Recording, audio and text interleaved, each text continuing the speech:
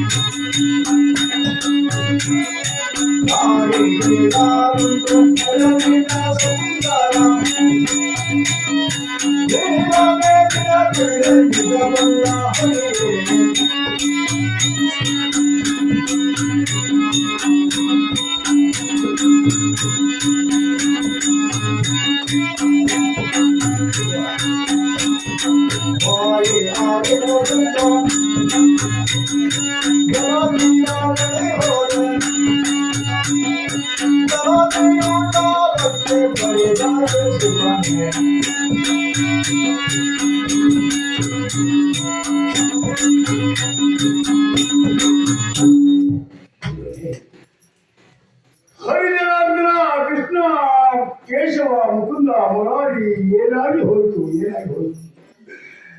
ಈಗ ತಾನೇ ಕುದುರೆಗೆ ನೀರನ್ನು ಕುಡಿಸಿ ನಾನು ಕುಡಿಯಬೇಕೆಂದು ಒಗಸೆಯಲ್ಲಿ ಮುಂದೆ ಸಾಗಿದಾಗ ಹರಿಯುತ್ತಿರುವಂತಹ ಶರದಿಯ ಬತ್ತಿ ಒಣಗಿ ಹೋಯಿತಲ್ಲ ಪಾಪಿ ಹೋದಲ್ಲಿ ಮೊಣಕಾಲದಲ್ಲಿ ಎಂಬುದಾಗಿ ಲೋಕದ ನುಡಿ ನನ್ನಂತ ಕಡು ಪಾಪಿ ಹೋದಲ್ಲಿ ಹರಿನೀರು ಹೋಯ್ದೆ ಶಿವನೇ ಇದಕ್ಕಾಗಿ ತಪ್ಪಿಸುವುದಲ್ಲ ನೀರಿಲ್ಲದಿದ್ರೆ ಏನಾಯಿತು ಅದು ಮುಗಿಲತ್ತರಿಗೆ ಬೆಳೆದಿರುವಂತಹ ಹಚ್ಚ ಹಸುರಿನ ವೃಕ್ಷಗಳ ರಾಶಿಗಳು ಬೀಸುತ್ತಿರುವಂತಹ ಮಂದ ಮಾರುತನಿಗೆ ಮೈಯಲ್ಲಿ ಅಲ್ಲಿಯಾದರೂ ನನ್ನ ದೇವರಾಯತನು ಪರಿಹಾರ ಮಾಡಿಕೊಳ್ಳಬೇಕು ಎಂಬ ಮರಗಳಿಗೆ ತೆರಳುತ್ತಿರುವಾಗ ಹಸುರಳೆ ಮರಗಳಾದವು ಮಳೆಗೆ ಬದವೃಕ್ಷವಾಗಿ ನಿಂತವು ಶಿವನೇ ಗಂಗಾಧರನೇ ಏನಾಗಿ ಹೋಯಿತು ಏನು ಮಾಡೋದು ಗಂಟಲು ಒಣಗುತ್ತಾ ಇದೆ ಕುಡಿಯಲು ನೀರಿಲ್ಲ ಆಯಾಸ ಪರಿಹಾರಕ್ಕಾಗಿ ನೆರಳಿಲ್ಲ ಹಾಗೆ ಮಾತನಾಡುತ್ತಾ ಇರುವ ಈ ಸಮಯದಲ್ಲಿ ಕತ್ತಲು ಆವರಿಸುತ್ತಾ ಬಂತಲ್ಲ ಅದು ಕ್ರೂರಗಳ ಕೇಳಬರುತ್ತಾ ಇದೆ. ಹಾಗೆ ಕ್ರೂರ ಮೃಗಗಳು ನನ್ನ ಮೈ ಮೇಲೆ ಎರೆಗೆ ಬರುವುದಿದೆ. ಯಾವ ಹರಿತವಾಗಿರುತ್ತಾ ಆಯುಧಗಳು ನನ್ನ ಪಾಲಿಗಿಲ್ಲ. ತಿನ್ನು ತೇಗಬಹುದು, ಹಾಗೆ ಮಾಡಲಿಲ್ಲ. ಎಲ್ಲರೂ ಅತ್ತಿಂದತ್ತರೆ ಸರಿಯುತ್ತಾ ಹಾಗೆ ಹೋಗವಲ್ಲ. ಇದನ್ನೆಲ್ಲ ಯೋಚನೆ ಮಾಡಿದಾಗ ಏನಾಗಿ ಹೋಯಿತು. ಸುತ್ತಲೂ ಕತ್ತಲು ಆವರಿಸಿತು. ಮಾನವರಾಗಿರುವಂತ ನಾವು ಬೆಳಕಿನಲ್ಲಿಯೇ ನಮ್ಮ ವ್ಯವಹಾರಕ್ಕೆ ಕತ್ತಲಾದರೆ ಏನೂ ಕಾಣುತ್ತಿಲ್ಲ. ದಾರಿ ಕಾಣಲಾಗಿ ಹೋಗಿದೆ. ಅದಕ್ಕಾಗಿ ಇಂದು ರಾತ್ರಿ ಹೇಗಾದ್ರೂ ಮಾಡಿ ಬೆಳಕು ಮಾಡಬೇಕಲ್ಲ. ಉಜ್ಜಯಿನಿ ನಾಡಿನ ಒಂದು ಕಾಲದಲ್ಲಿ ಉಜ್ಜಯಿನಿ ನಾಡಿನಲ್ಲಿ ಹಂಸಸ್ತೂಲಿಕಾತ್ಮವಾದ ಹಾಸಿಗೆಯಲ್ಲಿ ಪೌಡಿಸಿರುವಂತ ಈ ನನ್ನ ದೇಹಕ್ಕೆ ಇನ್ನೆಲ್ಲಿದೆ ಹಂಸಸ್ತೂಲಿಕಾತ್ಮ ಹಾಸನ? ಯಾವುದೂ ಇಲ್ಲ. ಬಿದ್ದಿರುವಂತಹ ದರಗಳನ್ನೇ ಒಟ್ಟು ಮಾಡಿ ಹಾಸಿಗೆಯನ್ನಾಗಿ ಮಾಡಿಕೊಂಡು ದಿಮ್ಮನ್ನಾಗಿ ಮರದ ದೇವರನ್ನು ದಿಮ್ಮನ್ನಾಗಿರಿಸಿಕೊಂಡು ಇಂದು ರಾತ್ರಿ ಹೇಗಾದ್ರೂ ಮಾಡಿ ಇಲ್ಲಿ ಉಳಿದು ಮತ್ತೆ ಸೂರ್ಯನಿಗೆ ಸರಿಯಾಗಿ ನನ್ನ ಪರವನ್ನು ಮತ್ತೊಂದು ಸೇರಬೇಕೆಂದ ಹಂಬಲ. ಅದಕ್ಕಾಗಿ ಇಂದು ರಾತ್ರಿ ಕಲಿತಿರುವಾಗಿ ರಾಜ ವಿಕ್ರಮಾದಿತ್ಯರಾಗಿ ಬರೆದಿದ್ದಾನೆ. ಗಾಢವಾಗಿರುವಂತಹ ನಿದ್ರೆ ಬಂದು ಹೋಗಿದೆ. ಅದೇ ಸಮಯಕ್ಕೆ ಸರಿಯಾಗಿ ಬೆನ್ನು ಹಿಡಿದ ಬೇತಾಳಾಗಿರುವಂತಹ ಶಿನಿಯವ ಹಿನ್ನೆಲೆಯಿಂದ ವಿಕ್ರಮ ಶನಿಯು ಹೊರಸದಿಲ್ಲದೆ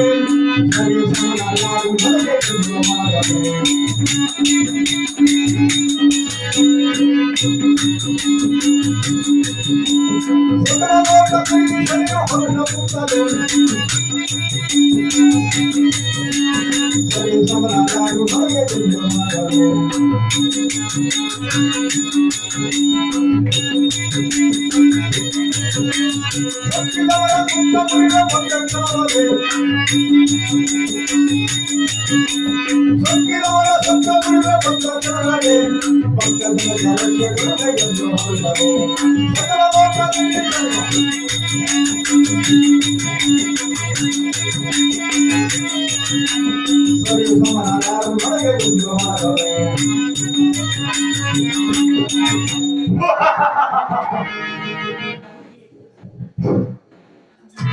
ವಿಕ್ರಮ, ನಿನಗಾಗಿ ಬಂದ ಧೈರ್ಯವನ್ನ ಕಳೆದುಕೊಳ್ಳಿ. ಹೋದರೇನಾಯ್ತು ನೀನಿಲ್ಲ, ವಟವೃಕ್ಷ ಮಾಡಲೇನಾಯ್ತು ನೀ ಹಾಸಿಗೆನಾಗಿ ಮಾಡಿ ದನಗಳನ್ನು ಹಾಸಿ ಮರಗಳನ್ನು ನಿಮ್ಮನ್ನಾಗಿ ತೆಗೆದುಕೊಂಡು ಅಲ್ಲಿಯೇ ಮನೆಗಿದ್ದೀಯ. ವಿಕ್ರಮ, ಬೆಳಗಾಗುತ್ತದೆ, ನೀನಂತೂ ಮತ್ತೊಬ್ಬನಾದ ಸೇರುತ್ತೀಯ. ರಾಜ ಮರ್ಯಾದೆಯಿಂದ ನಿನ್ನನ್ನು ಸತ್ಕರಿಸುತ್ತಾರೆ. ಹಾಗಾಗಬಾರದು. ನೀನು ನೀನಾಗಿ ಉಳಿಯಬಾರದು. ನಿನ್ನ ಮೈದಾನಿರುವಂತಹ ಅವನು ನೆಚ್ಚಲಿರುವ ಮುಂದಿನ ಎಲ್ಲವೂ ಮಾಯ ಮಾಡ್ತೀನಿ. ಕೇವಲ ನಿನ್ನನ್ನು ನಾನು ಮಡಿಯುಟ್ಟ ಹಾಗೆ ನಾನು ಜಟಾಧಾರಿಯಾಗಿ ಮಾಡಿ ನಿನ್ನ ಗುರುತು ನಿನಗೇ ತಿಳಿಯಬಾರದು ಹಾಗೆ ಮಾಡ್ತೇನೆ. ವಿಕ್ರಮ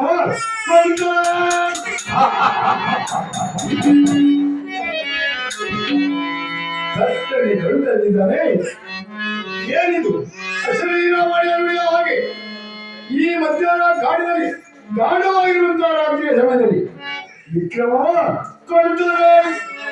ಯಾರಿರುವುದಾಗಿ ಕಣ್ಣು ಬಿಟ್ಟುಕೊಂಡು ನೋಡ್ತಾ ಇದ್ದಾನೆ, ಯಾರೂ ಇಲ್ಲ.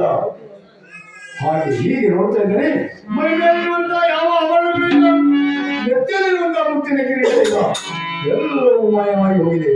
ಹೋದರೆ ಏನಾಗುತ್ತದೆ? ಏರುತ್ತಾರೆ ಕುದುರೆ, ತಿರುಗಿ ನೋಡಿದ ಕುದುರೆಯೂ ಇಲ್ಲ. ನಾವು ಈ ಬಂದು ನಿಂತಿರುವಂತಹ ಸ್ಥಳ ಮಾಯಾವನವೇ.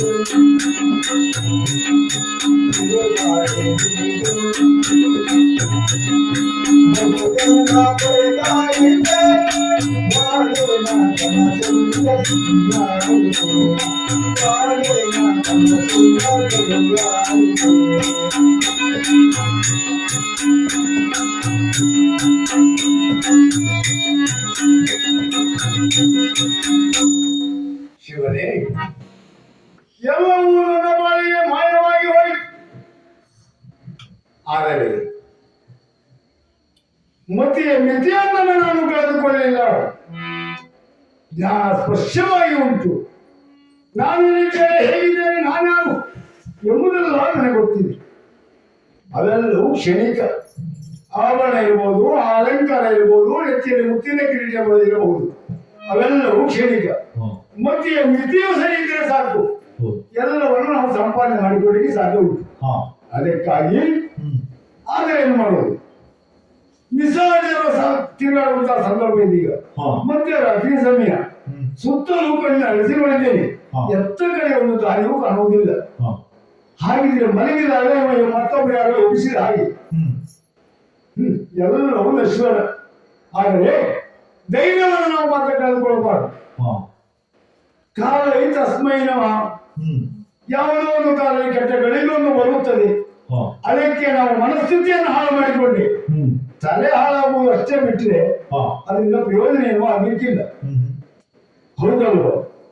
ಒಂದು ಮಾತನ್ನು ಹೇಳ್ತೀನಿ, ಕೆಲವು ಮದ್ಯ ವ್ಯಸನಿಗಳು ಯಾವುದೋ ಒಂದು ಮನಸ್ತಾಪಕ್ಕೋ ಮತ್ತೊಂದಕ್ಕೋ ಸೇವಿಸಿ ಕ್ಷಣಿಕವಾಗಿ ಒಂದು ಸುಖವನ್ನು ಅನುಭವಿಸುತ್ತಾರೆ ವಿನಃ ಮತ್ತೆ ತಲೆ ಹಾಳಾಗಲಿಕ್ಕೆ ಹೆಚ್ಚು ಹೊತ್ತು ಬೇಡ. ಹೌದಲ್ವ? ಶಾಶ್ವತ ಪರಿಹಾರ ಅಲ್ಲ. ಅದಕ್ಕಾಗಿ ನಾವು ಯಾವುದನ್ನೂ ಎಣಿಸದೆ ತಲೆ ಸರಿ ಉಂಟಲ್ಲ ನಮಗೀಗ, ಬೆಳಗಾಗುವಾಗ ನಾವು ನರಗಳನ್ನು ಸೇರ್ತೇವೆ ಅಂತ ಭರವಸೆಯೂ ಉಂಟು. ರಾತ್ರಿ ಮತ್ತೆ ತಲೆ ಕಳೆಯಬೇಕಾಗಿದೆ.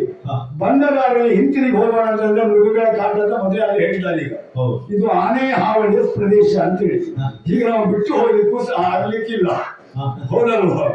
ಆದ್ದರಿಂದ ಇಡ್ಲಿಕ್ಕೆ ಉಪಾಯ ಇಲ್ಲ, ಬಿಟ್ಟು ಹೋಗ್ಲಿಕ್ಕೆ ದಾರಿ ಇಲ್ಲ. ಹೌದಲ್ವ? ಹೇಗಾದ್ರೂ ಮಾಡಿ ನಾವೇ ಗುಡಿಯಲ್ಲಿ ಬೆಳಗ್ಗೆ ಮಾಡಬೇಕಂತ ಸಂದರ್ಭ ಬಂದು ಹೋಗಿದೆ. ಒಟ್ಟಾಗಿ ನಿಮಗೂ ಹೇಳ್ತಾ ಇದ್ದೇನೆ, ರಾತ್ರಿ ಹೋಗ್ಬೇಡಿ ಸ್ವಾಮಿ. ಹಾಗೆ ಯೋಚನೆ ಮಾಡಿದಾಗ ದಾರಿ ಬೇಕು, ಬೆಳಗಾಗ ಹೊತ್ತು ಬರ್ತಾ ಇದೆ. ಅದಕ್ಕಾಗಿ ನಾವು ಒಂದು ಮಾತನ್ನು ಕೇಳಿದ್ದೇವೆ. ಕೆಲವು ವಿಚಾರ ನಮಗೂ ಗೊತ್ತುಂಟಲ್ಲ. ತೇಜ್ರೆಯ ರಾಮನೊಬ್ಬ ಅವನ ಅವತಾರ ಪುರುಷ ನಾವು ಕರಿತೇವೆ. ಶ್ರೀಮನ್ನಾರಾಯಣನ ಅವತಾರ ರೂಪಿಯಾಗಿರುವಂತಹ ರಾಮ ಒಂದು ಕಾಲದಲ್ಲಿ ವನವಾಸ ದೀಕ್ಷೆಗೆ ತಳ್ಳಿದ. ಅನೇಕ ಪ್ರಬಲವಾದಂತಹ ಕಷ್ಟವನ್ನು ಪಟ್ಟ. ಮನುಷ್ಯ ಜನ್ಮವನ್ನು ತಾಳಿದ ಹಾಗೆ ಮಾಡಿ ಕೊನೆಗೊಂದು ದಿನ ತರದಾಗಿರುವಂತಹ ಪುರವನ್ನು ಸೇರಿದ ಪಟ್ಟಾಭಿಷೇಕನಾದ. ಶ್ರೀರಾಮಚಂದ್ರನ ಧ್ಯಾನ ಮಾಡಿದರೆ ಹೇಗೆ ಅದಿತ್ತಲ್ಲೋ ನಮಗೊಂದು ದಾರಿ ಕಂಡಿದೆ ಎಂಬುದಾಗಿ ತಿಳಿದು ಬಂದ ವಿಕ್ರಮಾದಿತ್ಯ ತೋರುತ್ತಿರುವಂತ ಕೊಲ್ಲು ಬಂಡೆಯಲ್ಲಿ ಅಲ್ಲಿ ಕುಳಿತು ಯಾವ ರೀತಿಯಿಂದ ರಾಮನಾಮನ ಬೆಳೆಸಿದ್ದಾರೆ. ಜಯ ಜಯ ಜಯ ರಾಮ ರಾಮ ಜಯ ಜಯ ಜಯ ರಾಮ.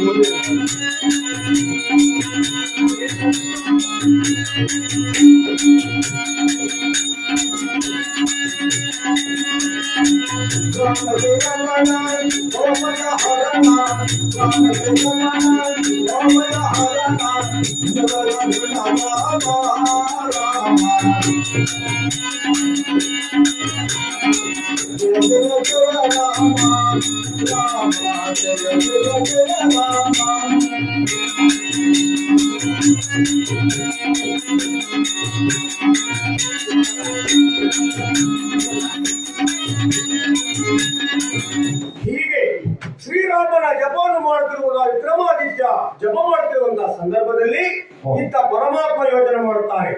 ಓಹೋ, ಶ್ರೀರಾಮನ ಜಪವನ್ನು ವಿಕ್ರಮಾದಿತ್ಯ ಮಾಡಿದಂತಾದ್ರೆ ಇವರನ್ನು ಕಾಣಲಿಕ್ಕೆ ತೊಂದರೆ ಆಗ್ತಾರೆ. ಅದರಿಂದ ಇವರು ಮಾಡುವಂತಹ ಶ್ರೀರಾಮ ಜಪವನ್ನು ಮಗ್ನ ಮಾಡಬೇಕು ಎಂಬುದಾಗಿ ಮನಸ್ಸು ಚಂಚಲಗೊಳಿಸುತ್ತಾರೆ. ಚಂಚಲಗೊಳಿಸಿದಂತಹ ಸಂದರ್ಭದಲ್ಲಿ ಇತ್ತ ವಿಕ್ರಮಾದಿತ್ಯ ಕಣ್ತೆರೆದು ನೋಡಿಕೊಳ್ತಾನೆ. ಓಹೋ, ಇದೇ ಆಶ್ಚರ್ಯ. ಯಾಕೆಂತಾದ್ರೆ ಶ್ರೀರಾಮನ ಜಪವನ್ನು ಮಾಡುವಾಗ ಎಂದೆಂದೂ ನನ್ನ ಮನಸ್ಸು ಈ ರೀತಿಯಾಗಿ ಚಂಚಲವಾಗಲಿಲ್ಲ, ಇನ್ಯಾಕೆ ಈ ರೀತಿಯಾಗಿ ಚಂಚಲವಾಯಿತು ಎಂದು ಆಲೋಚನೆ ಮಾಡಿದಂತ ಇವನು ಇತ್ತ ನೋಡುವುದಂತಾದ್ರೆ ಮನಸ್ಸು ಚಂಚಲ ಆಗ್ತಾ ಇದೆಯಲ್ಲ, ಏನು ಮಾಡುವ ಎಂಬುದಾಗಿ ಯೋಚನೆ ಮಾಡುವಂತಹ ಸಂದರ್ಭದಲ್ಲಿ ಇತ್ತ ಪರಮಾತ್ಮನ ಇವ ಗಡುತ್ತಿರೋದ್ರೊಳಗಾಗಿ ಇವನಿಗೆ ಒಂದು ಹುಲ್ಲು ಹಾದಿಯನ್ನು ತೋರಿಸುತ್ತಾನೆ. ಈ ಹುಲ್ಲು ಹಾದಿಯನ್ನು ಅನುಸರಿಸಿ ಹೋಗು ನೀವು ಎಂಬುದಾಗಿ ತೋರಿಸಿದಂತ ಸಂದರ್ಭದಲ್ಲಿ ಕಣ್ಣಿರಲು ನೋಡಿದಾಗ ಹುಲ್ಲು ಹಾದಿಯನ್ನು ನೋಡುತ್ತಾನೆ. ಆ ಹುಲ್ಲು ಹಾದಿಯನ್ನು ಅನುಸರಿಸಿ ವಿಕ್ರಮ ಯಾವ ರೀತಿ ಹೋಗ್ತಾನಂತಾದ್ರೆ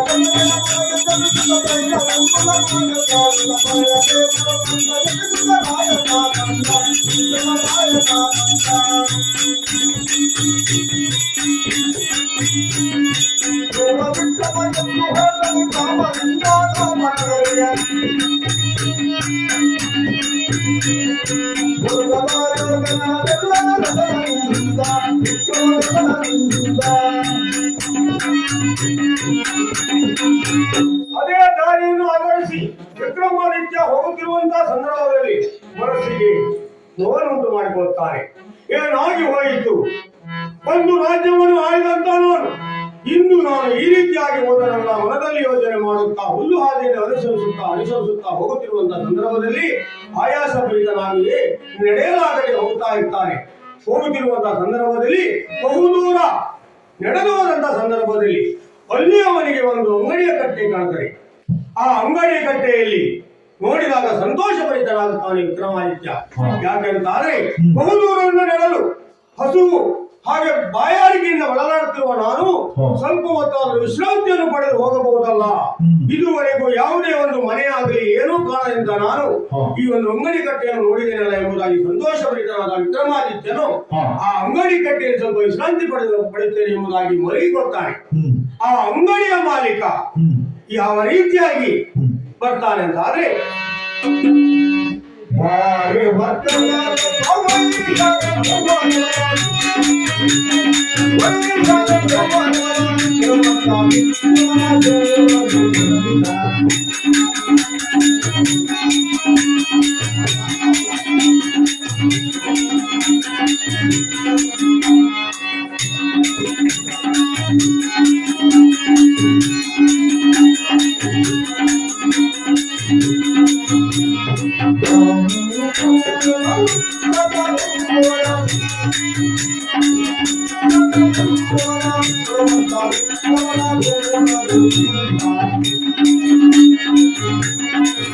ಈ ರೀತಿಯಾಗಿ ವಿಕ್ರಮಾದಿತ್ಯ ಆ ಅಂಗಡಿ ಕಟ್ಟೆ ಮಲಗಿಕೊಂಡಂತ ಸಂದರ್ಭದಲ್ಲಿ ಇತ್ತ ವಿಕ್ರಮಾದಿತ್ಯ ಹೇಳಿ ಹೋಗಿದ್ದಾನಲ್ಲ, ನಾನು ಸವಾರಿ ಮಾಡಿ ಬರುವೊಳಗಾಗಿ ನೀನು ಇಲ್ಲೇ ಇರಬಹುದಾಗಿ ಕಾರವಾರಿಗೆ ಹೇಳಿದ್ದಾನಲ್ಲ.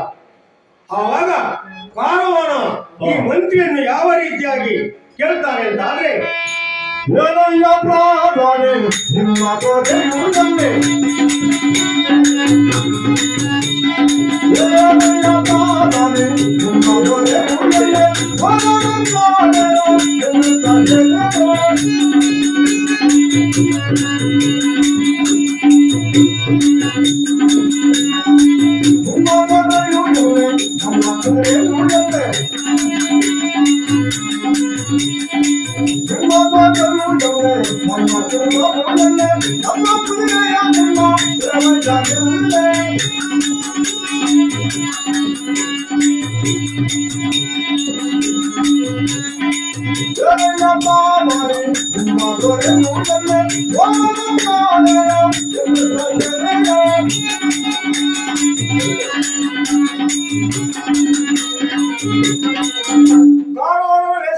ಶ್ರೀ ಪರಮಾತ್ಮರು ಇತ್ತ ಮಂತ್ರಿಯಲ್ಲಿ ಕೇಳ್ತಾರೆ, ಎಲ್ಲಿ ನಿಮ್ಮ ರಾಜ ಎಲ್ಲಿ?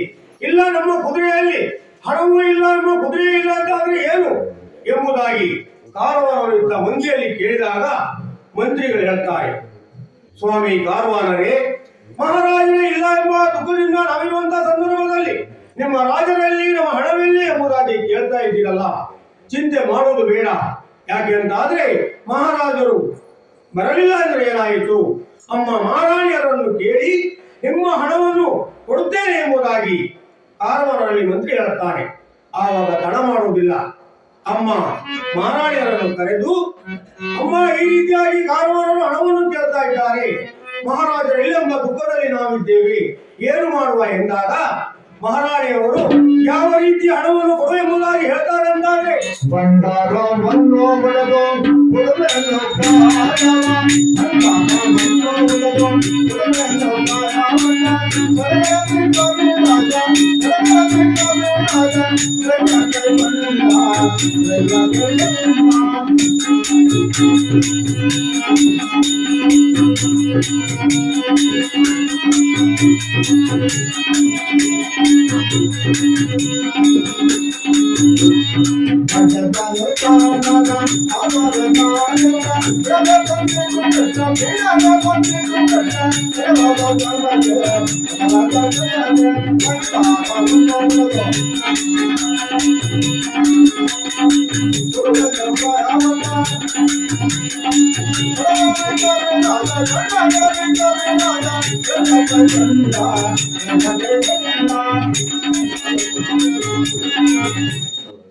ಮಹಾರಾಣಿ ಹೇಳ್ತಾಳೆ ಅವರ ಕಾರವಾರ ಹಣವನ್ನು ಕೇಳುವುದು ತಪ್ಪಲ್ಲ. ಯಾಕಂತಂದ್ರೆ ಒಂದು ವ್ಯವಹಾರ ಮಾಡಿದ್ದೇವೆ ಎಂಬಲ್ಲಿಗೆ ಮಹಾರಾಜರು ಬರುವುದು ತಡವಾದ್ರೆ ಏನಾಯಿತು, ಭಂಡಾರವನ್ನು ಒಡೆದು ಅವರ ಹಣವನ್ನು ಅವರಿಗೆ ಕೊಟ್ಟು ಕಳಿಸಿ ಎಂಬುದಾಗಿ ಮಹಾರಾಣಿ ಹೇಳಿದ ಮಾತನ್ನು ಕೇಳಿದಂತಹ ಮಂತ್ರಿಗಳು ಕಾರವಾರನಿಗೆ ಹಣದ ವ್ಯವಸ್ಥೆಯನ್ನು ಮಾಡುತ್ತಾರೆ. ಆವಾಗ ಕಾರವಾರರು ಹೇಳ್ತಾರೆ, ಮಹಾರಾಜರು ಇಲ್ಲಿಗೆ ಹೋಗುವುದಿಲ್ಲ, ಮನೊಮ್ಮೆ ಬರ್ತಾರೆ, ನಾನಿನ್ನು ಬರ್ತೇನೆ ಎಂಬುದಾಗಿ ಹೋಗ್ತಾರೆ. ಇತ್ತ ಮಹಾರಾಣಿ ಹಾಗೂ ಮಂತ್ರಿಗಳು ಚಿಂತೆಯಿಂದ ಅರಮನೆಯಲ್ಲಿರುವಂತಹ ಸಂದರ್ಭದಲ್ಲಿ ವಿಕ್ರಮಾದಿತ್ಯ ಅಂಗಡಿ ಕಟ್ಟೆಯಲ್ಲಿ ವಿಶ್ರಾಂತಿಗಾಗಿ ಮಲಗಿಕೊಂಡಿದ್ದಾರೆ. ಆವಾಗ ಅದೇ ಅಂಗಡಿಯ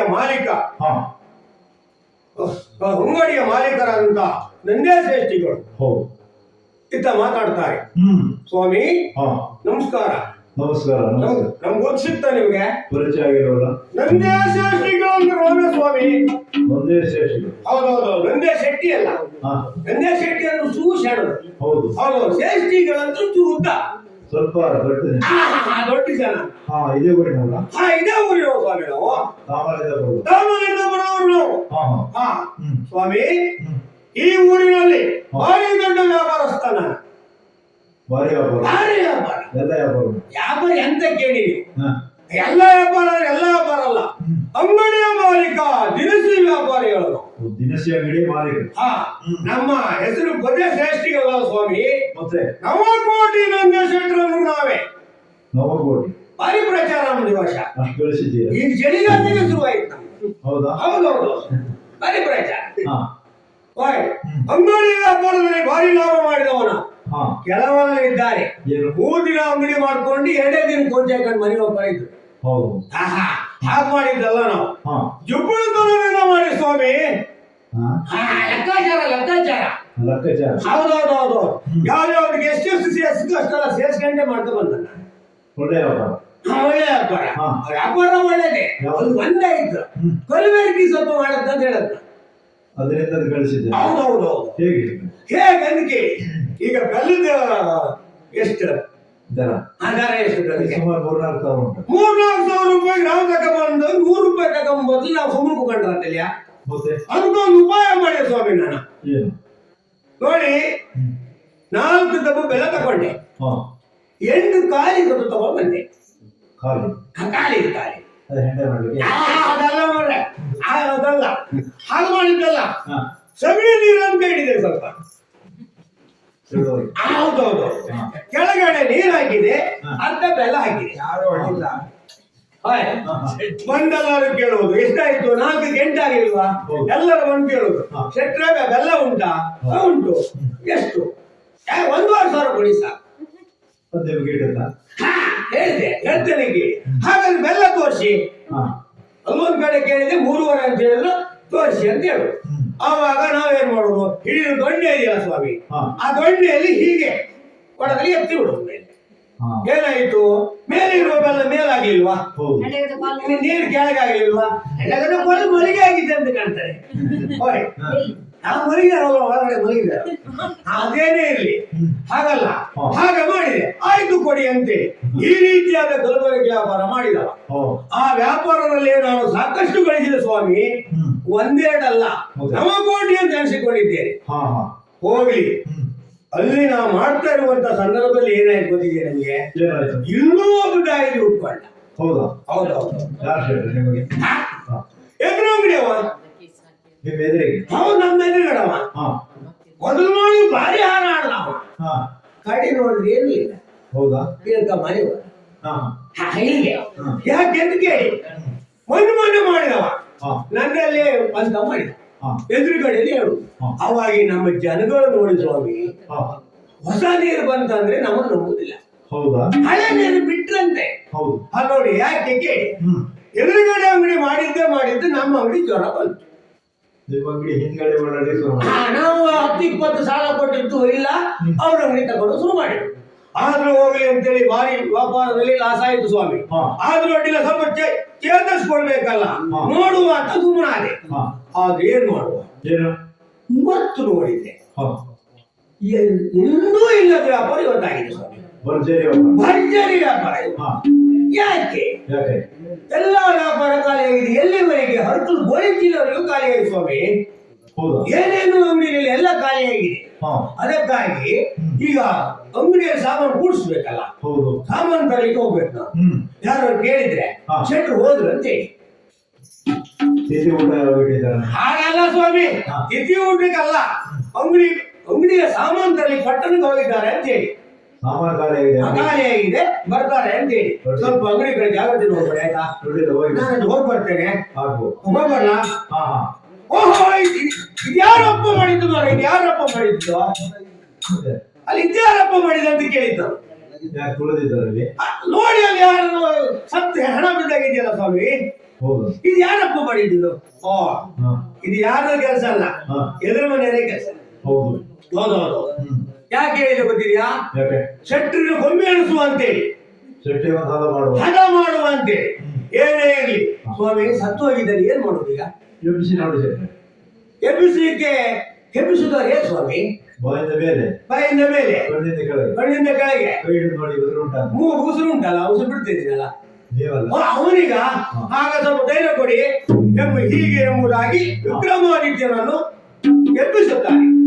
ಎಬ್ಬಿಸಿದ ಸಂದರ್ಭದಲ್ಲಿ ಇತ್ತ ವಿಕ್ರಮಾದಿತ್ಯ ಆಯಾಸಭರಿತನಾದವ ನಿಧಾನವಾಗಿ ವಿಕ್ರಮಾದಿತ್ಯ ಮೇಲಿದ್ದಾಗ, ಓಯ್ ಸ್ವಾಮಿ, ಯಾರು ನೀವು ಎಂಬುದಾಗಿ ಯಾವ ರೀತಿ ಕೇಳ್ತಾನಂತಾರೆ, ನೀವ್ಯಾರು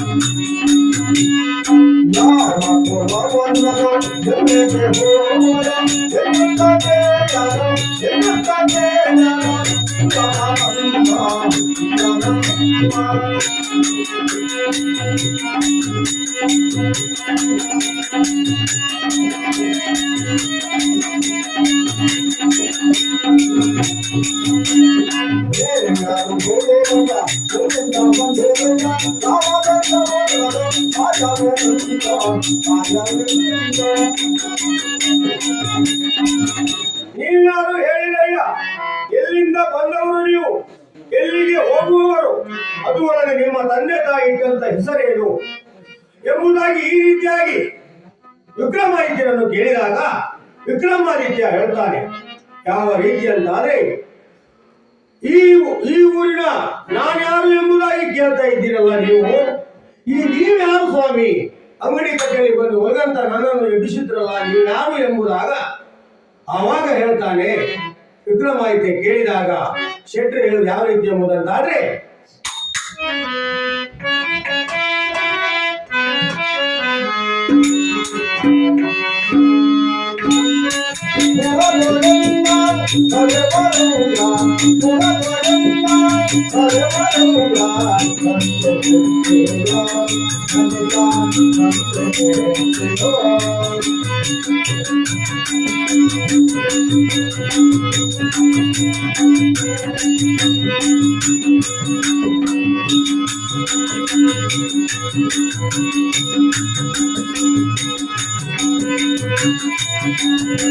ಭಾರಿ ದೊಡ್ಡ ಧ್ವನಿಗಾರರು,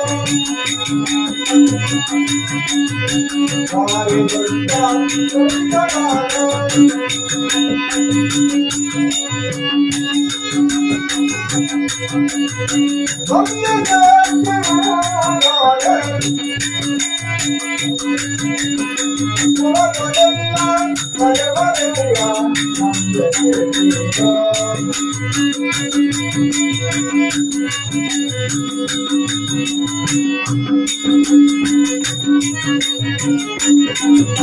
ನೀವ್ಯಾರು ಇಲ್ಲಿ ನನ್ನನ್ನು ಎಬ್ಬಿಸಿದೆಲ್ಲರೂ ಕೇಳಿದಂತ ಸಂದರ್ಭದಲ್ಲಿ ಗುರುಗಳನ್ನು ಕರವರಯ್ಯ, ಭಾರಿ ದೊಡ್ಡ ಸಾಹುಕಾರ ನಾನು, ನಂದೇ ಶೆಟ್ಟಿ ಎಂಬುವಾಗಿ ನನ್ನ ಹೆಸರು.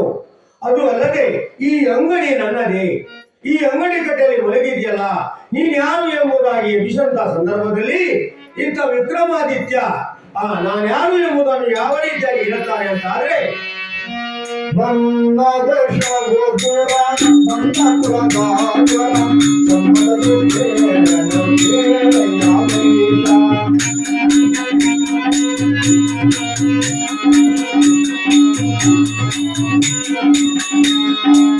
ನನ್ನ ದೇಶವು ದೂರ, ನನ್ನ ಕುಲಗಾರ, ಸಂಬಂಧವು ಬೇರೆ ಯಾರಿಲ್ಲ.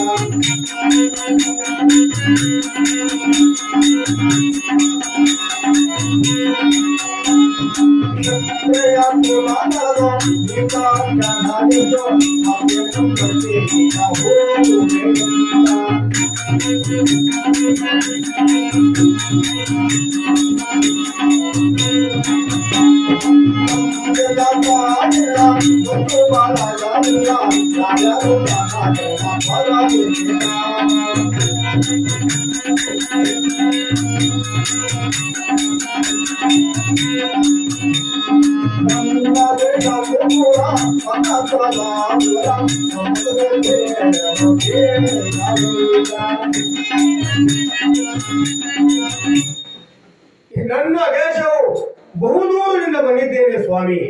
ಬಹುದೂರದಿಂದ ಬಂದಂತ ನಾನು ಕಾಲುನಡಿಗೆಯಲ್ಲಿ ಬಹುದೂರ ನಡೆದು ಆಯಾಸಪೀಡಿತನಾಗಿ ಈ ಅಂಗಡಿ ಕಟ್ಟೆಯಲ್ಲಿ ಮಲಗಿದ್ದೇನೆ. ಎಬ್ಬಿಸಿದ್ದೀರಾ ನೀವು ಯಾರು ಎಂಬುದಾಗಿ ಪರಿಚಯ ಹೇಳಿದಾಯಿತು. ನನ್ನ ಪರಿಚಯ, ನಾನು ಬಹುದೂರದಿಂದ ಬಂದವ, ತಂದಿಲ್ಲ ತಾಯಿ ಇಲ್ಲ, ಬಂದಿಲ್ಲ ಬಳಗಿಲ್ಲ, ಯಾರು ಇಲ್ಲದಂತ ಪ್ರದೇಶಿನಾಗಿದ್ದೇನೆ. ಅದರಿಂದ ಬಹುದೂರದಿಂದ ಆಯಾಸಪೀಡಿತನಾಗಿದ್ದೇನೆ. ನನ್ನ ಹೆಸರೇನೆಂಬುದಾಗಿ ಕೇಳಿದಿರಲ್ಲ ಸ್ವಾಮಿ. ವಿಭಾಕರ ಎಂಬುದಾಗಿ, ನನ್ನ ನಾಮೋದಯ ಎಂಬುದಾಗಿ ವಿಕ್ರಮಾದಿತ್ಯ ಈ ರೀತಿಯಾಗಿ ಪರಿಚಯ ಮಾಡಿಕೊಡುತ್ತಾನೆ ನಂದೇ ಶೆಟ್ಟಿ.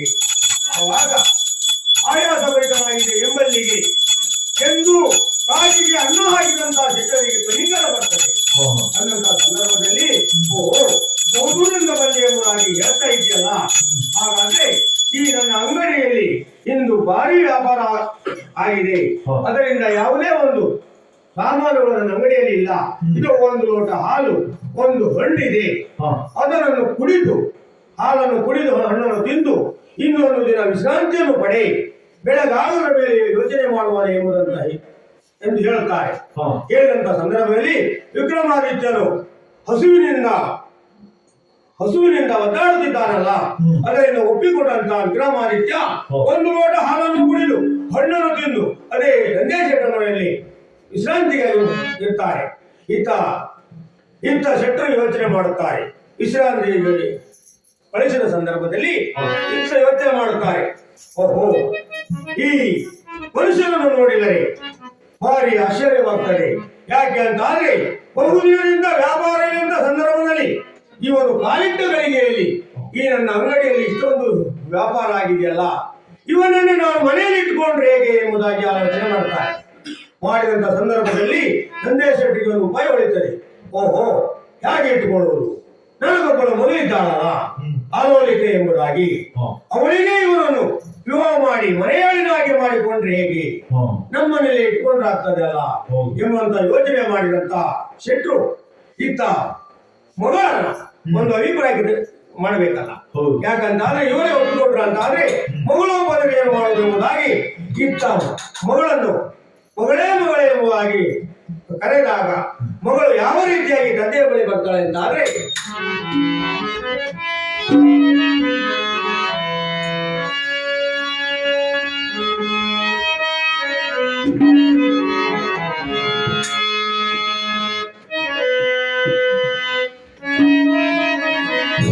ಹೌದು. ಇಷ್ಟು ಸಹ ಕೇಳ್ತೇನೆ. ಏನು? ಈ ಮೇಲೆ ಕುಳಿತವರಲ್ಲ ಇದುವರೆಗೆ ನಾವು ಹೇಳಿದ್ದು ಹಾ ನಂದೇ ಶಕ್ತಿ ಹಾ ಎಂದಿಗೆ ಕಾಯಿ ಹೊಡೆದವನಲ್ಲ ತಲೆ ಸರಿ ಉಂಟ ಕೇಳ್ತೇನೆ. ಏನಾಗಿದೆ? ಹೇಳುವವರಿಗೆ ಹಾ ನಾನು ತಿಳಿದದ್ದು ಹೀಗೆ, ಹಾ ತಲೆಯೇ ಸರಿ ಇಲ್ಲ. ಹೌದಾ? ಎಂದಿಗೆ ಕಾಯಿ ಹೊಡೆದವರು. ಕಾಯಿ ಯಾರದು? ಶನಿ ಪರಮಾತ್ಮನ ವಾಹನ ಅಲ್ವಾ? ಹೌದು. ಯಾರಾದ್ರೂ ಎಂದಿನ ಕೈಯಲ್ಲಿ ಕಾಯಿ ಹೊಡೆದ್ರೆ ಪರಮಾತ್ಮನಿಗೆ ಲೋಪ ಮಾಡಿದ ಹಾಗಾಗುದಿಲ್ವಾ? ಹೀಗೆ ನಮಗೆ ತಲೆ ಉಂಟು ಸ್ವಾಮಿ. ಅನ್ನ ಹೋಗ್ತದೆ ಅಂತಲ್ಲ. ಅನ್ನ ಹೋಗ್ತದೆ ಅಂತಲ್ಲ, ಹಾ. ಅರ್ಥ ಆಗಲ್ಲ. ಒಂದು ವಿಚಾರ ಕೇಳ್ತೇನೆ ಕೇಳಿ ಈಗ. ಹಾ ಹೋಯ್, ಹಾ ನವಕೋಟಿ ನಾರಾಯಣ ಶೆಟ್ಟರ ಮಗ ನಂದೇ ಶ್ರೇಷ್ಠಿ ಅಂದ್ರೆ ಯಾರು ಅಂದ್ರೆ ನಾನು. ಹಾ ಈಗ ಹಾಗಾಗ್ಲಿಲ್ಲ. ಹೆಸರು ಗಿಟ್ಟಾಯ್ತು ಸ್ವಾಮಿ. ಈಗೆಲ್ಲ ಏನು? ಈ ಎಲ್ಲವರ ಹೆಸರು ಗಿಟ್ಟುವೆ ಈಗ. ಹೌದು. ಇಟ್ಟ ಹೆಸರು ಯಾರು ಕರೆಯುವುದಿಲ್ಲ. ಹಾ ಹಾ ಹೌದಲ್ವಾ? ಶೆಟ್ಟಿ, ನಂದೇ ಶೆಟ್ಟಿ. ಇವರು ಬಾಯಿಗೆ ಹೊಯ್ ಹೋಯ್ ಸ್ವಲ್ಪ ಏನಾದ್ರು ಕೊಟ್ಟು ಬಳಿ ಒಂದು ಅಭ್ಯಾಸ ಮಾಡ್ಬೇಕು ಜನ. ಶೆಟ್ರೆ. ಹೊಯ್ ಕಾಲ ಉಂಟು ಅದಕ್ಕಿಂತ ಹೌದು. ಯಾವ್ದುಂಟ. ಹಾ ನನ್ನ ಹೆಸರು ಒಟ್ಟಿಗಾಗಲಿಕ್ಕೆ ಕಾರಣ ಏನು? ಏನು? ನನಗೆ ಗೊತ್ತದು. ಹೌದು.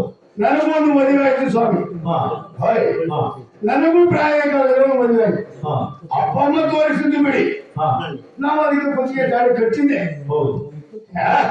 ನನ್ನ ಹೆಂಡತಿ ಗುಣ ಅಂತ ಹೇಳಿದ್ರೆ ಹಾ ಹೆಗ್ಗುಣ. ಅಷ್ಟು ಗುಣ, ಒಳ್ಳೆ ಗುಣ. ಅಷ್ಟು ಒಳ್ಳೆ ಗುಣ. ಏನು ಮಾಡುವ? ಹಾ ಸಕಲ ಗುಣ ಸಂಪನ್ನ ಏಕ ಗುಣ ಹೀಗೆ. ಅದು ಯಾವ ಶೆಟ್ರೆ? ಅದು ಒಂದು ಉಂಟು. ಹಾ ನನ್ನ ಹೆಂಡತಿಗೆ ಯಾರಾದ್ರೂ ಒಂದು ಮನೆ ಬಾಗಿ ಬಂದ್ರೆ ಸಾಕು, ಹಾ. ಎಲ್ಲರೂ ಕೊಡುವುದೇ. ಓ ನಾನು ಹೇಳಿದೆ, ಹಾ ಒಂದ್ ಸಾರಿ ಅಲ್ಲ 10 ಸಾರಿ ಹೇಳಿದೆ. ಹಾಗೆ ದಾನ ಮಾಡಿದ್ರೆ ಹೌದು. ಕೊಡುವವರ ಕೈ ಹಾಳಾಗುವುದು ಕೆಳಗೆ. ಹಾಗಾದ್ರೆ ನಾವು ಕೊಡ್ತಾ ಇದ್ರೆ ನಾವು ಇಷ್ಟು ಗಳಿಸಿದ್ರೆ ಮತ್ತೆ ಉಳಿಸ್ಲಿಕ್ಕೆ ಸಾಧ್ಯ ಉಂಟಾ? ಕೊಡಬಾರದು. ಅದು ಆಗಬಾರದು. ಹೊಯ್ ಹಾ. ಅದಕ್ಕಾಗಿ ನಮಗೂ ತಲೆ ಉಂಟು ಸ್ವಾಮಿ. ಹಾ ಹೊಯ್ ಹಾ ಸುಮ್ಮನೆ ಹೇಳಿದಲ್ಲ. ಹಾ ಸರ್ವಜನಾಡುವ ಒಂದು ಮಾತು ನೆನಪಿಗೆ ಏನು? ನಿಮಗೂ ಗೊತ್ತಿರಬಹುದು. ಹಾ ತನ್ನಲ್ಲಿದ್ದ ತನ್ನ ನೋಡಿ ದಾನ ಮಾಡು, ಹೌದು. ಒಟ್ಟು ಹೇಳಿಕೊಡುವುದಲ್ಲ. ಹಾ ಒಂದು ಮಾತು ಹೇಳ್ತೇನೆ. ಸಂಜೆಗೆ ನಮಗಾಗಿ ಎಷ್ಟು ಬೇಕು ಅಷ್ಟನ್ನೇ ಮಾಡಿದಾಗ ಹಾ ಒಬ್ಬ ಬರ್ತಾನೆ, ಹಾ ಇದ್ದದ್ದನ್ನೆಲ್ಲ ದಾನ ಮಾಡಿದರೆ ಹಾ ಮಧ್ಯರಾತ್ರಿ ನಾವು ಹಸುವಾಗ್ತದೆ. ಹೌದು. ಆವಾಗ ನಾವು ಯೋಚನೆ ಮಾಡುದು, ಪಾಪಿನ ಭಾಗ ನಮ್ಮ ಮನೆಯ ಬಾಯಲ್ಲಿ ಬಂದು ನಮ್ಮ ತರ ತಿಂದು ಹೋದ್ರೆ ನಮಗೆ ಹಸುವಾಗ್ತದೆ, ಹಾ ಹೊಟ್ಟೆ ನೋಡಿತು ಸ್ವಾರ್ಥ ಏನು ಬಿಡು. ಅಲ್ಲವೇ ಅಲ್ಲ. ಹಾ. ಅದಕ್ಕಾಗಿ ಹೇಳಿದವ ನನ್ನಲ್ಲಿ ನೋಡಿ ದಾನ ಮಾಡು. ಹೌದು. ಹಾಗೆ ಮಾಡ್ಬೇಕೆಂದು 10 ಹಲವು ಸಾರಿ ಹೇಳಿದೆ ಸ್ವಾಮಿ. ಹಾ ಕೇಳಲಿಲ್ಲ. ಒಂದು ದಿವಸ ಏನಾಯ್ತು ಮನೆಯ ಹಾ ಹೆಸರು ಮಾಡಲಿಕ್ಕಾಗ್ಲಿಕ್ಕೆ ಕಾರಣ ಉಂಟು. ಹಾ ಒಂದು ದಿನ ಹಾ ಅಂಗಡಿ ಹೋದೆ, ಗಂಧದ ಕಡ್ಡಿ ಹಚ್ಚಿದೆ, ಮತ್ತೆ ನಂದಿಸಿದೆ. ಹಾ. ಸ್ವಾಮಿ ಹಾ ಈಗ ನಾನು ನೋಡ್ತಾ ಇದ್ದೇನೆ, ಹಾ ಯಾರದ್ದೋ ದುಡ್ಡು ಎಲ್ಲ ಮನ ಜಾತ್ರೆ. ಹಾ ಇಷ್ಟರೊಳಗೆ ಸುಮಾರು ಗಂಧದ ಕಡ್ಡಿ ಖರ್ಚಾಗಿ ಹೋಯ್ತು. ನಮ್ದು ಹಾಗೆಲ್ಲ ಸ್ವಾಮಿ. ಹಾ 2 ಗಂಧದ ಕಡ್ಡಿ ಸಾಕು, 1 ತಿಂಗಳು ಕಳಿತು ನಾವು. ದೇವರ ಹಚ್ಚಿದೆ ಹೇಳಿದ್ದಾನ ಇಲ್ಲಪ್ಪ. ಹಚ್ಚಿ ಬೆಳಕು ಮತ್ತೆ ನಂದಿಸುವುದು, ಹಚ್ಚುವುದು ನಂದಿಸುವುದು ಇದೇ ಉದ್ಯೋಗ ಮಾಡುವನು. ಶೆಟ್ರೆ, ಹಾಯ್ ಒಂದು ಬತ್ತಿ ಸುಮಾರು ಒಂದು ವಾರ. 1 ತಿಂಗಳು ಸಾಕು, 1 ತಿಂಗಳು ಸಾಕು ಸ್ವಾಮಿ. ಹಾಗೆ ಗಳಿಸಿದ ಒಂದು ದಿನ ಹಾಗೆ ಅಂಗಡಿ ಕಟ್ಟಿಗೆ ಹೋದಾಗ ಏನಾಯ್ತು, ಮತ್ತೊಬ್ಬ ಓಡಿ ಬಂದ ಊರಿನವ. ಶೆಟ್ರೆ, ನಿಮ್ಮ ಹೆಂಡತಿ ಬಾರಿ ಹಾರಿದ್ದಾಳೆ.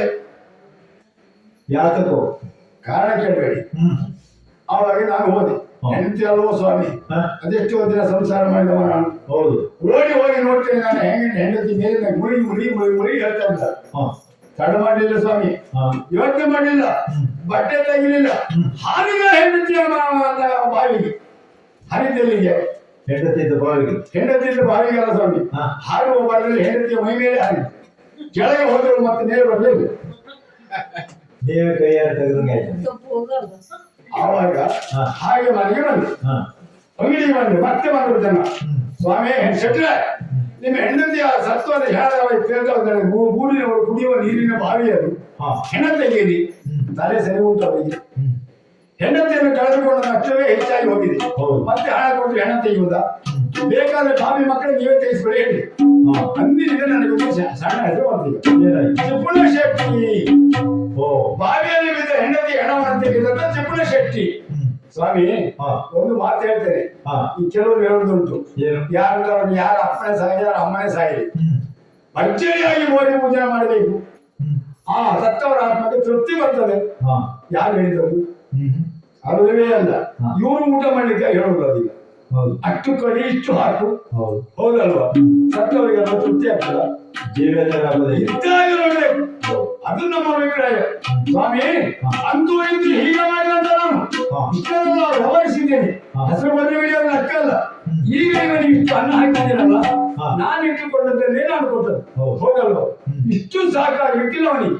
ಅದಕ್ಕಾಗಿ ಇವನನ್ನು ಕರೆದು ಹೇಳ್ತೇನೆ, ಓ ವಿಭಾಕರ, ಇಷ್ಟು ನಿನಗೆ ಸಾಕಾಗಲಿಲ್ಲ, ಅದಕ್ಕಾಗಿ ನನಗೂ ನಿನಗೂ ಸಹಭಾಗ್ಯ ಭೋಜನ ಆಗಬೇಕು ಎಂಬುದಾಗಿ ಯಾವ ಚಿಂತೆ ನಮ್ದು ಹೇಳಿ.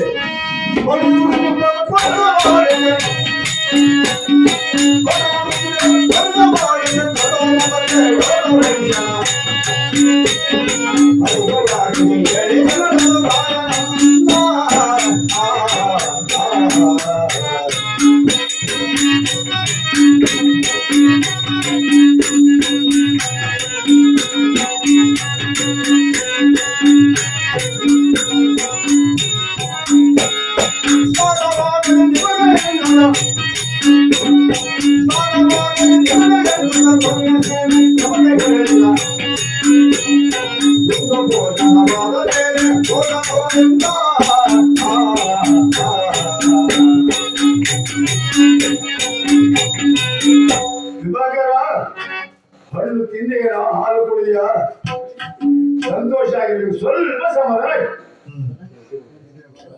ಓ ಶ್ರೇಷ್ಠಿಯವರೇ, ತಾವು ಕೊಟ್ಟಿರುವಂತಹ ಹಾಲು ಹಣ್ಣುಗಳನ್ನ ಸ್ವೀಕರಿಸಿದೆ. ನಾನು ಸ್ವಲ್ಪ ಚೇತರಿಕೊಂಡಿದ್ದೇನೆ.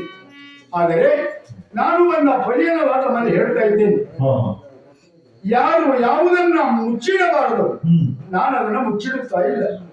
ಗುರುಮನೆಗೆ ಶಿಷ್ಯರೊಬ್ಬರು ಹೋಗಿ ತನ್ನದಾಗಿರುವಂತಹ ವಿದ್ಯಾಹೀನತೆಯನ್ನು ಹೇಳಿಕೊಳ್ಳದಿದ್ರೆ ಗುರುವಿಗೆ ಪಾಠ ಹೇಳಿಕೊಳ್ಳಲಿಕ್ಕೆ ಸಾಧ್ಯ ಆಗುವುದಿಲ್ಲ. ಧನಿಕರೊಬ್ಬರ ಮನೆಗೆ ದರಿದ್ರರೊಬ್ಬರು ಹೋಗಿ ತನ್ನದಾಗಿರುವಂತಹ ಹಸಿವೆಯನ್ನು ತೋಡಿಕೊಳ್ಳದಿದ್ರೆ ಧನಿಕರಿಗೆ ಸಹಾಯ ಮಾಡಲಿಕ್ಕೆ ಸಾಧ್ಯ ಆಗುವುದಿಲ್ಲ. ರೋಗಿಯ ಒಬ್ಬರು ವೈದ್ಯರಲ್ಲಿ ಹೋಗಿ ತನ್ನದಾಗಿರುವಂತಹ ರೋಗದ ಲಕ್ಷಣಗಳನ್ನೆಲ್ಲ ಹೇಳಿಕೊಳ್ಳದಿದ್ರೆ ಆ ರೋಗಿಗೆ ಮದ್ದು ಕೊಡಲಿಕ್ಕೂ ಸಾಧ್ಯ ಆಗುವುದಿಲ್ಲ.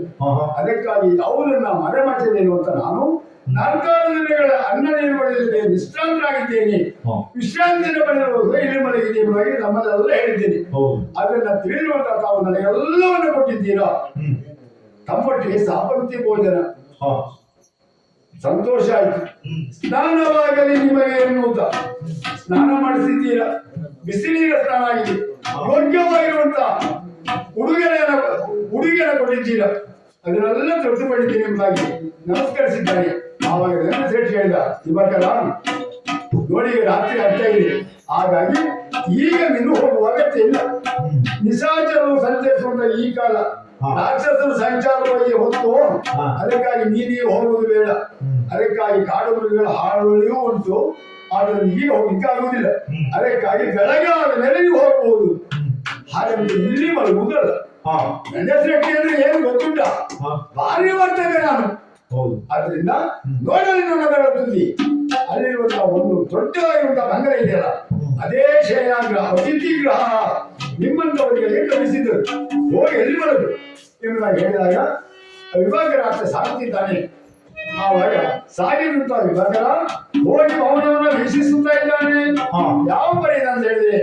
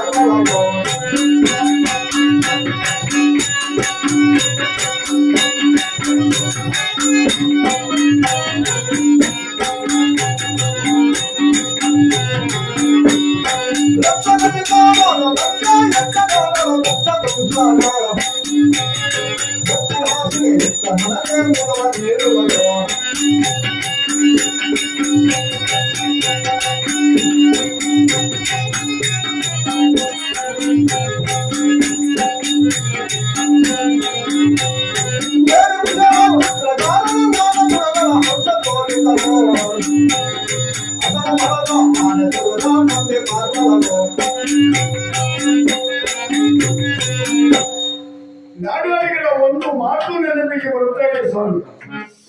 ಗಂಡು ಕೂತು ಕೆಟ್ಟ, ಹೆಣ್ಣು ತಿರುಗಿ ಕೆಟ್ಟಳು. ಮಾತು ಸತ್ಯ. ಹೌದಾ? ಯಾಕೆ ಈ ಮಾತು? ಹ್ಮ್. ನನ್ನ ನಾಡಿನಲ್ಲೇ ನಾನು ಉಳಿದಿದ್ದೆ ಅಂತಾದ್ರೆ ಹಾ. ಇಷ್ಟೆಲ್ಲ ವಿಚಾರ ಮಾಡಲಿಕ್ಕೆ ವಿಮರ್ಶೆ ಮಾಡಲಿಕ್ಕೆ ಸಾಧ್ಯ ಆಗ್ತಿರ್ಲಿಲ್ಲ. ಹೋ. ಏನು ಕುಶಲವ ಚಿತ್ರಕಾರನು ಕೇವಲ ವರ್ತಕನೊಬ್ಬ ಇಂಥ ಭವನವನ್ನು ಕಟ್ಟಿಸಿದ್ದಾನೆ ಅಂತಾನೆ. ಹಾ. ವರ್ತಮಾನ ಕಾಲದ ಅಧಿಕಾರಿಯಾಗಿರುವಂತ ನಾನು ಬಂದ ಅತಿಥಿಗಳಿಗೆ ಇಂಥ ಮನೆಯನ್ನು ಕಳಿಸಲೇ ಇಲ್ಲ. ಹೌದು. ನಮಗೆ ಅದು ಅರ್ಥ ಆಗಲಿಲ್ಲ. ಹ್ಮ್. ನೋಡಿ ಸ್ವಾಮಿ, ಹ್ಮ್. ಸುತ್ತಲೂ ಕಲ್ಲಿಂದ ಕೆತ್ತಿಸಿದ ಕಂಬಗಳು, ಹಾ. ಅದಕ್ಕೊಪ್ಪುವಂತಹ ತೊಲೆಗಳು, ಹಾಗೆ ಮೇಲ್ಚಾವಣಿ ಅಷ್ಟೇ ಅಲ್ಲ, ಗೋಡೆಯ ಮೇಲೆ ಚಿತ್ರನು ತನ್ನದಾಗಿರುವ ಕರಕುಶಲದಿಂದ ಚಮತ್ಕಾರವನ್ನು ತೋರಿಸುವ ಕುಶಲಕರ್ಮಿ ಎಂಬರು ನಿರ್ಮಿಸಿದಂತಹ ಹಂಸಪಕ್ಷಿಗಳ ಚಿತ್ರಗಳು, ಎಲ್ಲ ಚಿತ್ರಕಲೆಗಳ ರೂಪಗಳನ್ನು ನೋಡುತ್ತಿದ್ದೇನೆ.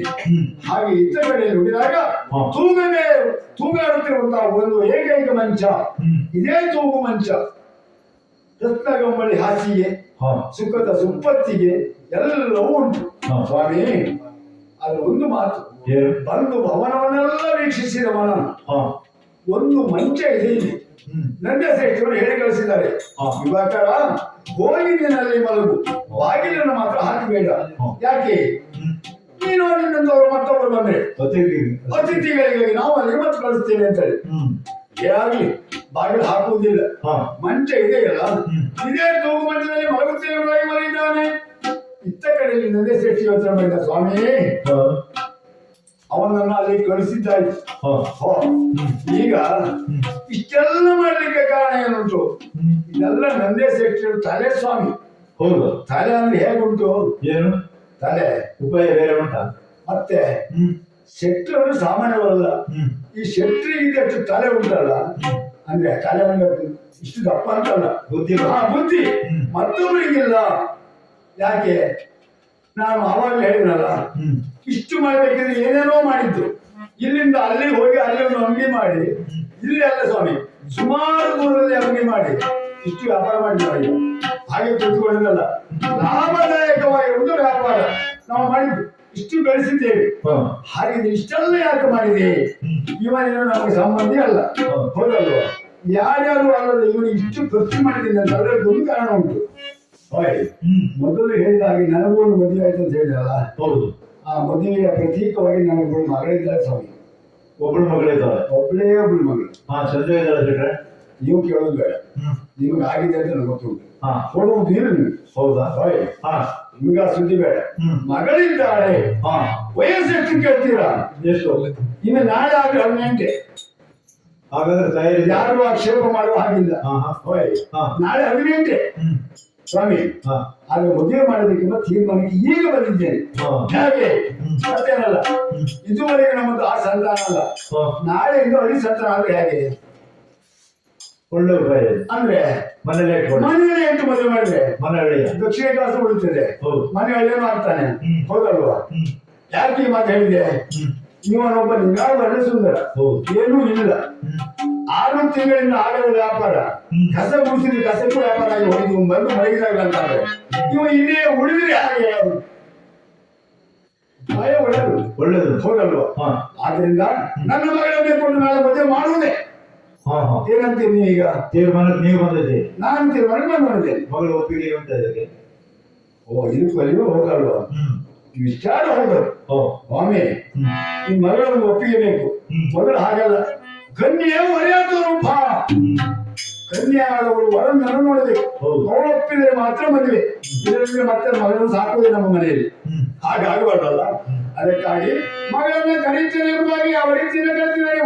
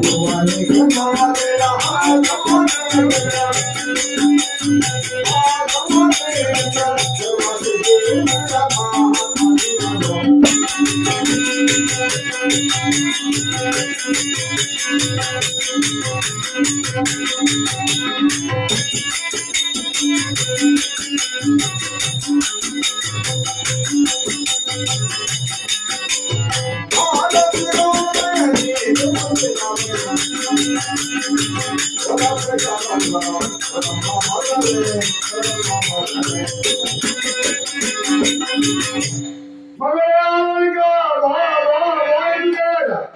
ಮಗಳಿಗೆ ಒಂದು ಅವಳಿಗೆ ಅದು ಓಡೋಡಿ ಬಂದಿದ್ದಾರೆ ತಂದೆ ಬಾಯಿಗೆ ನಮಸ್ಕರಿಸಿ ಬಂದಿದ್ದಾರೆ.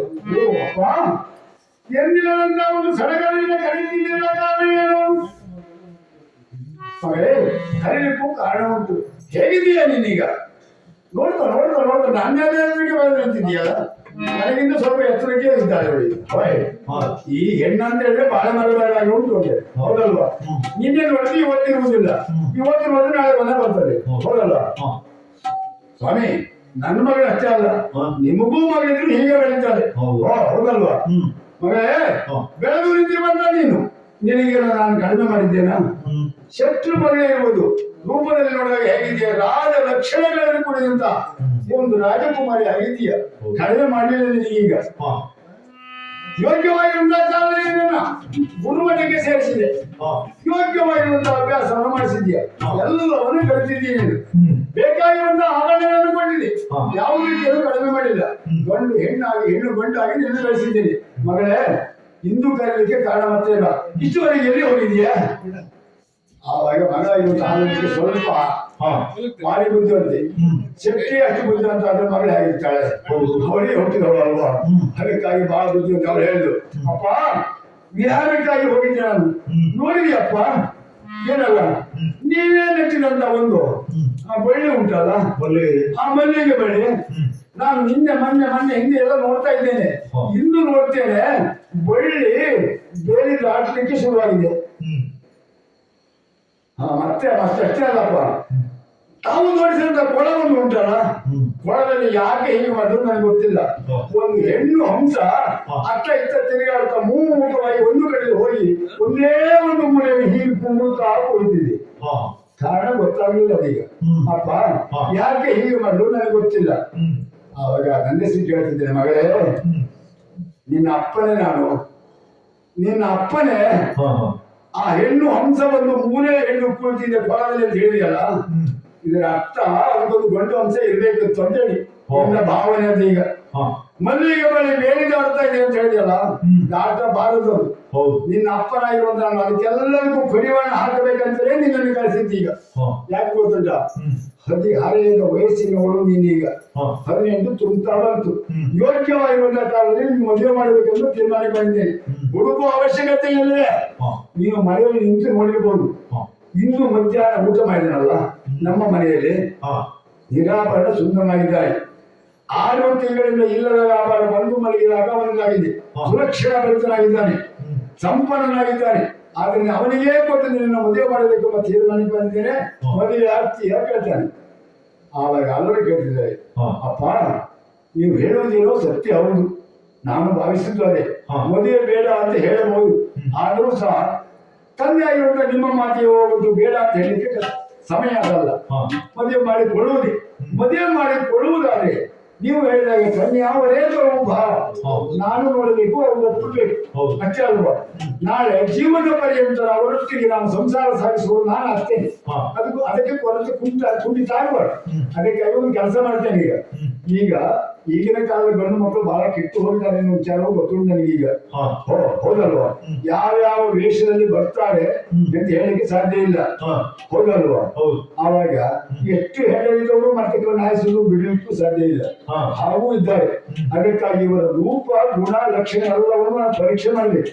ಅದಕ್ಕಾಗಿ ನೀವು ಹೇಳಿದಿರಲ್ಲ ಶೇನಗ್ರಲ್ಲಿ ಹೋಗಿ ಮಲಗಿದ ಅಂತ ಹೇಳಿ, ನಾನು ಅಲ್ಲಿಗೆ ಹೋದ್ರೆ ಹಾಗೆ ಅದೇ ಸರಿ ನಿನಗೆ ಅಪ್ಪನಿಗಾಗಿ ಹೋಗ್ತೇನೆ ನಾನಂತ ಹೇಳಿಯಲ್ಲ, ಅಲ್ಲಿಂದ ಒಪ್ಪ ಹೋಗ್ಲಿದ್ದು ಚಂದ ನೋಡ್ಲಿಕ್ಕಲ್ಲಪ್ಪ, ಅದು ವಿಚಾರ. ಹೌದು, ಆದ್ರೂ ನಾನು ಒಂದು ಮಾತು ಹೇಳ್ತೇನೆ, ಈ ನಿನಗಿಂತ ಸ್ವಲ್ಪ ನಾನು ತ್ವರಿತವಾಗಿದ್ದೇನೆ. ಕಾರಣ ಎಷ್ಟು? ಕಾರಣ ಏನಂದ್ರೆ ಈ ವಿಚಾರದಲ್ಲಿ ಅಲ್ಲ ಸ್ವಾಮಿ, ಈ ವಿಚಾರದಲ್ಲಿ ನನಗಿದ್ದಷ್ಟು ಬುದ್ಧಿ ಮತ್ತೆ ನನಗೆ ಆ ಮಗಳೇ ಇಲ್ಲ. ಯಾಕೆ ಗೊತ್ತಿಲ್ಲ, ನೀನು ಹೇಳಿದೆಯಲ್ಲ ಹೋಗ್ತೇನೆ ಗುಣ ಪರೀಕ್ಷೆ ಮಾಡ್ತೇನೆ ಎಂಬುದಾಗಿ. ಹೋಗುದಾದ್ರೆ ಹೀಗೆಲ್ಲ ಯೋಗ್ಯವಾದ ರೀತಿಯಲ್ಲಿ ನೀನು ಹೋಗ್ಬೇಕು, ಚಂದವಾಗಿರ್ಬೇಕೆ. ಈಗ ಹುಡುಗರೆಲ್ಲ ನಿದ್ರೆ ಬಂದವರು ಕೊಂಡ್ಬಿಟ್ಟು ನೋಡ್ಬೇಕು, ಅಂತ ರೂಪ ಮಾಡಿಕೊಳ್ಳಿ ಬೈತಲೆ ಬಾಚಿ. ಹಾಗೆ ಅಲ್ಲ, ಕಾಮನ ಹುಬ್ಬಿನ ಬಿಲ್ಲಿನಂತ ಹುಬ್ಬನ ತಿಂದಿಕೋ, ಸೊಂಟದಲ್ಲಿ ಒಡ್ಡಿಯಾಣ, ಹಾಗೆ ನವಿಲೆ ಕಣ್ಣಿನ ಕುಪ್ಪಸ, ಪಟ್ಟೆ ಸೀರೆಯನ್ನು ಉಟ್ಟು, ಕಾಲಲ್ಲಿ ಯೋಗ್ಯವಾಗಿ ನಡೆದ್ರೆ ಸಾಕು. ಮಧ್ಯಾಹ್ನ ಹಾಗೆ ನಡೆದ್ರು ಸಹ ಗಲಗಲಿಂದ ಶಬ್ದ ಮಾಡಿ ಬೆಳ್ಳಿಗೆ ಹೆಜ್ಜೆ, ಇಷ್ಟೆಲ್ಲ ಚೆಂದ ಮಾಡಿಕೊಂಡು ನೀವು ಹೋಗು ಅಂತ ಹೇಳಿದ. ಆವಾಗ ಆ ಅರವಳಿಗೆ ಹೇಳ್ತಿದ್ದಾಳೆ, ಅಪ್ಪ ತಾವಷ್ಟು ಹೇಳಿದ ಮೇಲೆ ನಾನು ಅದನ್ನೆಲ್ಲ ಸೇರಿಸಿಕೊಂಡು ನಾನು ಆ ಸೇನೆಗಳಿಗೆ ಹೋಗ್ತೇನೆ, ಅವರ ಗುಣವನ್ನು ಪರೀಕ್ಷೆ ಮಾಡಿ ಬರ್ತೇನೆ, ನಾನು ಒಪ್ಪಿಗೆ ಅದನ್ನ ನಾನು ಮದುವೆ ಮಾಡಿಕೊಡ್ತೀನಿ ಅಂತ ಹೇಳಿದ್ದಾರೆ. ಆವಾಗ ಸೇನೆ ಅತ್ತ ಹೋಗುವಂತ ಬರದಲ್ಲಿ ಅವಳಿರುವಾಗ ಎಂದೇ ಸಿಕ್ಕಿ ಹೇಳ್ತಿದ್ದಾರೆ, ಸ್ವಾಮಿ ನನ್ನ ಮಗಳು ಅಲ್ಲಿ ಹೋಗ್ತೇನೆ ಅಂತ ಹೇಳಿದಾಗ ನಾನು ಒಪ್ಪಿಗೆ ಕೊಟ್ಟದ್ದು ಯಾಕೆ? ನಿಮಗಲ್ಲ ಅರ್ಥ ಆಗಲಿಲ್ಲ ಸ್ವಾಮಿ. ಇಲ್ಲಪ್ಪ, ನಾನು ಮದುವೆ ಮಾಡ್ಬೇಕಂದ್ರೆ ತೀರ್ಮಾನ ಮಾಡಿದವ, ಇವಳು ಅಲ್ಲಿ ಹೋಗ್ತಾಳೆ, ಅವನು ಅಲ್ಲಿ ಇದ್ದಾನೆ ಅಂತಾರೆ. ಈ ಹುಳು ಬೆಂಕಿ ಒಟ್ಟಾದ್ರೆ ಒಪ್ಪಿಗೆ ಆಗ್ತದೆ ಅಂತಾರೆ, ಭಕ್ತಿ ಉಳಿತದೆ ಅಲ್ವಾ? ಹೌದು. ನಾಳೆ ಮದುವೆ ಹೌದಲ್ವಾ? ಮತ್ತೆ ಹಾಗೆ ನಾಳೆ ಅವಧಿ ಅಂತ ಆಗಿ ಹೋಗ್ಲಿ. ಅದಕ್ಕಾಗಿ ನಾನು ಬೆಳೆಸಿದ್ದು. ಒಂದು ಮಾತು ಹೇಳ್ತೇನೆ, ನಿಮಗೂ ಹೇಳ್ತೇನೆ, ನಾಳೆ 10 ಗಂಟೆ 70 ನಿಮಿಷಕ್ಕೆ ನನ್ನ ಮಗಳ ಮದುವೆ ಸ್ವಾಮಿ. ಈಗೆಲ್ಲ ಪ್ರಚಾರ ಉಂಟು. 10 ಗಂಟೆ ತಪ್ಪಿ ಹೋಯ್ತಾ? 70 ನಿಮಿಷ ಯಾವ ಗಡಿಯಾರ ಅಲ್ಲ, 10 20 ಇಟ್ಕೊಳ್ಳಿ ಅದನ್ನ. ಅದೇ ಮುಹೂರ್ತದಲ್ಲಿ ನನ್ನ ಮಗಳ ಮದುವೆ ಸ್ವಾಮಿ. ಅವಸರವಾಗಿ ಮದುವೆಯಾಗಿ ನಿಶ್ಚಯ ಮಾಡಿದ ಕಾರಣದಿಂದಾಗಿ ಬೆಳಗಾಗುವಾಗ ಬಟ್ಟೆ ಸಿಗ್ಲಿಕ್ಕಿಲ್ಲ, ಅಡಿಗೆ ಮಾಡ್ಲಿಕ್ಕೆ ಯಾರೂ ಇಲ್ಲ. ಒಂದು ಮಾತು ಹೇಳ್ತೀನಿ, ಇವತ್ತು ಮಾಡಿದ್ದು ಉಂಟಲ್ಲ, ನೀವೇ ಎಲ್ಲ ಊಟ ಮಾಡಿ ನಾಳೆ ಬೆಳಗ್ಗೆ ಬಂದು ನನ್ನ ಮನೆಯಾಗಿ ಕೈಬಿಡಿ. ಬರುವಾಗ ಹೇಳ್ತೇನೆ, ಅಕ್ಕ ತಂಗಿಯರಿಗೆ ಅಣ್ಣ ತಮ್ಮಂದ್ರೆ ನಿಮಗೆಲ್ಲ ಹೇಳಿ, ನೀವು ಹಾಗೆ ಬರುದ್ರೆ ನನ್ಗೆ ಗೊತ್ತುಂಟು. ಬರುವಾಗ ಸಣ್ಣ ಸಣ್ಣ ಯಾರು ಹುಡ್ಕೊಂಡು ಬರಬೇಡಿ, ಗೊತ್ತಲ್ಲ. ಶಕ್ತಿಯ ಮಗಳ ಅಂತ ಹೇಳಿ ಮದುವೆ ಅಂತ ಹೇಳಿ ಸ್ವಲ್ಪ ದೊಡ್ಡ ಹುಡುಗರಿಗಾಗಿ ಬಾರಿಸುವರು ನೀವು ಬನ್ನಿ, ನುಡಿಸುವರು ನೀವು ಬನ್ನಿ, ಬಾರಿಸುವರು ನೀವು ಬನ್ನಿ, ಮತ್ತೆ ಏನಿಲ್ಲ. ನಿಮ್ಮ ವಿಶ್ವಾಸಕ್ಕೆ ಯೋಚನೆ ಮಾಡಬೇಡ ಎಂಬುದಾಗಿ ಹೇಳಿದ ನಂದೇ ಶೆಟ್ಟಿ ಹೀಗೆ ಹೇಳ್ತಿದ್ದಾರೆ. ಇತ್ತ ಕಡೆ ಆರೋಗ್ಯಕ್ಕೆ ಯಾವ ರೀತಿಯಿಂದ ಸಿಂಗಾರವಾಗಿ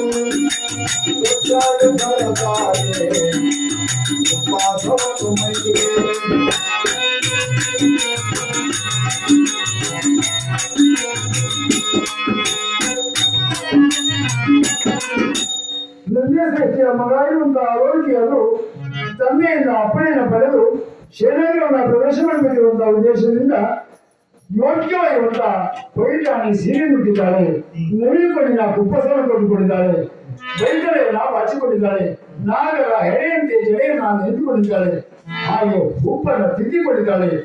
ಆ ತುಟಿಯನ್ನು ಹೊರಗಡೆ ಸೀಟ ತೊಂಡೆ ಹಣ್ಣಿನಾಗಿರಬೇಕ ಆ ರೀತಿ ಮಾಡಿಕೊಂಡಿದ್ದಾಳೆ. ಯೋಗ್ಯ ರೀತಿಯಿಂದ ಅಲಂಕಾರ ಮಾಡಿಕೊಂಡಿದ್ದಾಳೆ. ಕೈಯಲ್ಲಿ ಸುವಸ್ತುಗಳಿಂದ ಅರಿವಾಣ ಹೊಡೆದುಕೊಂಡಿದ್ದಾಳೆ. ಹೊನ್ನಿನ ಗಿಂಡಿಯನ್ನು ಇಟ್ಟುಕೊಂಡು ಶೇಲೆಗಳನ್ನು ಪ್ರವೇಶ ಮಾಡುತ್ತಿದ್ದಾಳೆ. ನೋಡ್ತಿದ್ದಾಳೆ. ಆ ಆರೋಗ್ಯಕ್ಕೆ ಸಂತೋಷ ಆಗಿದೆ. ಏಕೈಕ ಮಂಚದಲ್ಲಿ ಮಂಚದಲ್ಲಿ ಮಲಗಿದ್ದಾನೆ. ದೂರದಿಂದ ನೋಡಿದಳು ನಿದ್ರೆ ಬಂದು ಹೋಗಿದೆ. ಆವಾಗ ತಂದಿರುವಂತ ಅಭಿಮಾನವನ್ನ ಒಂದು ಕಡೆಯಲ್ಲಿ ಇಟ್ಟು ಯೋಚನೆ ಮಾಡಿದಳು. ಗಾಢವಾಗಿರುವಂತಹ ನಿದ್ರೆಯಲ್ಲಿದ್ದಾಳೆ. ನಾಲ್ಕಾರದ ಕಡೆಯಿಂದ ಅನ್ನ ಮೇಲುಗಳಿಲ್ಲದೆ ಬಡವಳಿರುವ ಬಸವಳಿದ ಮಹಿಮ ಎಂಬುದಾಗಿ ಅಪ್ಪನಾಡಿದಂತಹ ಮಾತು ಸತ್ಯ. ರೂಪ ಏನೋ ಒಳ್ಳೆಯದುಂಟು, ಕೇವಲ ರೂಪವನ್ನು ನೋಡಲಿಕ್ಕೆ ನಾವು ಇಲ್ಲಿ ಬಂದದಲ್ಲ, ಗುಣವನ್ನು ಪರೀಕ್ಷೆ ಮಾಡಬೇಕಾಗಿದೆ. ಆದ್ದರಿಂದ ಹೇಗಾದ್ರೂ ಮಾಡಿ ಅವರನ್ನು ಎಬ್ಬಿಸಬೇಕೆಂಬುದಾಗಿ ಯಾವ ರೀತಿಯಿಂದ